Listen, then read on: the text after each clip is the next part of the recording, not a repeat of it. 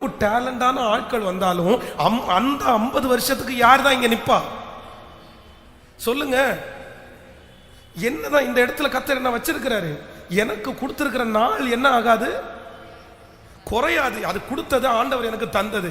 ஆனா நான் இன்னொருத்தர் என்னை விட ரொம்ப அழகா பிரசங்கம் பண்றத பார்த்து, பாட்டு பாடுறத பார்த்து, ஊழியம் செய்யறத பார்த்து நான் பொறாமப்பட்டு நான் அவனையே யோசிச்சுட்டு இருந்தேன்னா இந்த 50 வருஷத்துல நான் செய்ய வேண்டிய எதையுமே என்ன பண்ண முடியாது. இப்போ தாவீது சவுலுக்கு முன்பாக நிற்கிறான். சவுலுக்கு கொடுத்த நாட்கள் முடியல, அவனுக்கு அப்படியே தான் இருக்குது. ஆண்டவர் அப்படியே வச்சிருக்கிறாரு.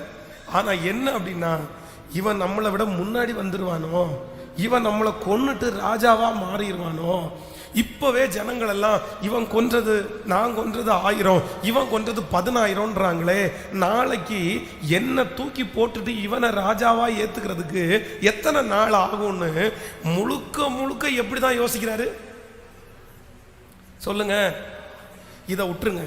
சவுல் ராஜாவிட்ட என்ன சொல்றாருன்னா, சாமுவேல் சொல்றாரு, இந்த தேசத்துல எதுவுமே இல்லாம முழுக்க முழுக்க நீ என்ன பண்ணிரு, நிக்கிரகம் பண்ணிருன்னு சொல்றாரு. இப்போ சாமுவேல் வர்றாரு, ஏப்பா சொன்னதெல்லாம் செஞ்சிட்டியா, எல்லாம் நேர்த்தியா இருக்குதா? உடனே சவுல் ராஜா என்ன சொல்றாரு, ஆமா நீங்க சொன்னது எல்லாத்தையுமே செஞ்சிட்டேன். உடனே அடுத்த வார்த்தை கேட்கிறாரு, அப்படின்னா என் காதுல கேட்கிற இந்த ஆடு மாடுகளுடைய சத்தம் என்ன? ஆடு மாடுகளுடைய சத்தம் கேக்குது.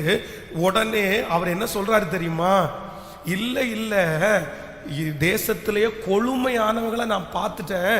அந்த கொழுமையானவைகளை பார்த்து அதை உம்முடைய தேவனாகிய கர்த்தருக்கு பலி செலுத்துறதுக்கு நான் வச்சிருக்கிறேன். அதான் ஆண்டவருக்கே இவர் என்ன கொடுக்குறாராமா.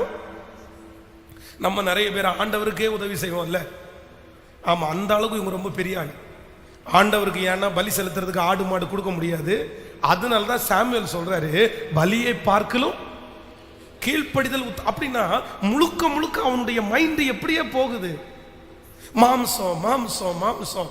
அதை தூக்கி இதுல, இதை தூக்கி அதுல, இதை பண்ணலாமா, அதை பண்ணலாமா, இதை செய்யலாமா, ஆண்டவர் பிரியப்படுவாரா? நான் என்ன சொல்றேன் அப்படின்னா, அது வேண்டாம், அது வேண்டாம். எல்லாத்துலயும் நான் என்ன யோசிக்கணும் அப்படின்னா, எனக்கு மாம்ச சிந்தை அல்ல, எனக்கு ஆவிக்குரிய சிந்தையை எனக்கு தாரும் ஆண்டவரே. ஹல்லேலூயா.